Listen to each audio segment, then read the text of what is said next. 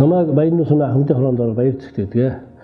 Манай Баян сумын ахмадууд өнөөдөр 353 ахмад манад хайрлаа гэдэг.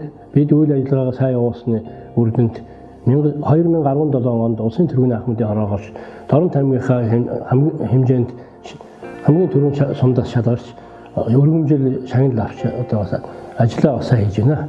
Манай ахмадын хорооны ажлын сайн байдаг шин зохион байгуулалтын асуудал байдаг. Бид зохион байгуулалтыг бас яаж явуулдаг вэ гэвэл нэгдүгээрт дөрвөн багийн 4 ахмадын хэсэг, хоёрдугаарт нь сумын төвийн хороолуудын ахмадын 5 хэсэг, мөн албан байгууллагуудын 4 хэсэг ингээд нийт 13 хэсэгтэй энэ 13 хэсгийн 13 хүн маань зөвлөлийн гишүүн болж ингэж үйл ажиллагаа хамтарч ажиллаж явдаг. Мөн манай ахмадын хорооны гол үйл ажиллагаа одоо яаж явуулдаг вэ гэвэл дотроо бол бас бид олон бүлэг хариуцсан хүмүүсийн зөвлөлд ажиллаж идэг. Эднээс маань чиглэлийн ажил хийж идэг учраас ажлын амжилт гарч идэв юм а.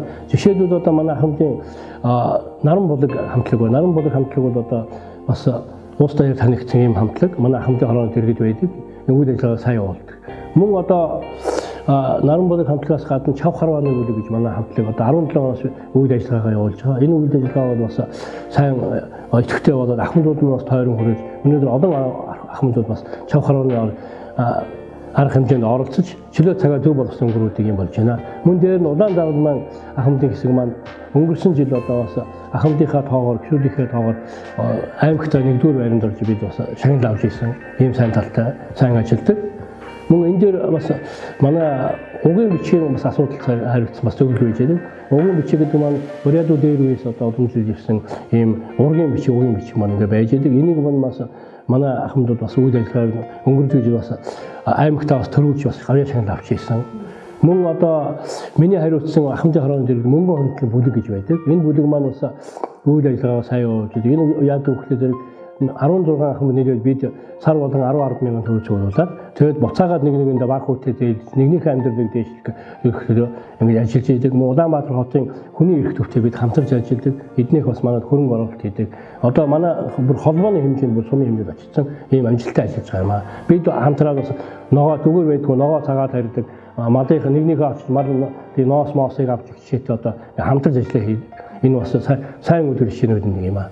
Мөн одоо олон сайн жишээнээс гадна бид чинь бас дотор олон бүлгүүд энд одоо хэвлэл мэдээлэл хариуцсан маань бас ажилтнтай мөн спорт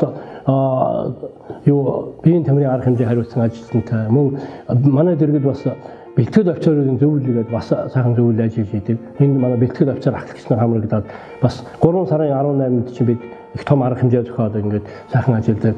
Мөн эрүүл мэндийн хариуцсан манай бас нэг эмнэлгийн сэтгүүрт гасан ахмад байгаа. Энэ бол одоо эмнэлгийнхэн ирлээ гэж эмчилгээ ирлээ гэж ахмадуудыгаа дуудаад ахиж бүгдийг зөвлөж үзүүж харуулж байдаг. Ингээд ахмадууд байнгын халамж тавьж идэв юм байна.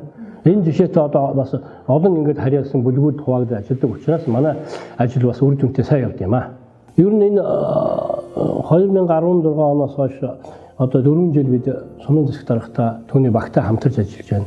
Манай ажлын одоо гол амжилт бас сумын удирдлууд маань засаг дарга маань бас ажлын маань дэмжиж байдагт бас нэгэнд оршиж идэв юм аа.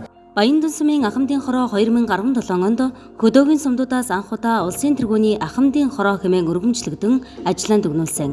Тус ахмадын хороо үйл ажиллагааны нарийн зохион байгуулалттай бөгөөд мөнгөн хуримтлалын бүлэг, урлаг соёлын бүлэг, чавхарвааны бүлэг, улаан загалмайн хороо, угийн бичгийн бүлэг, хэвлэл мэдээллийн эмэгтэйчүүдийн, эрэгтэйчүүдийн бүлэгт хуваагдан ахмадуудаа чиглэсэн үйл ажиллагааг тасралтгүй явуулж байна.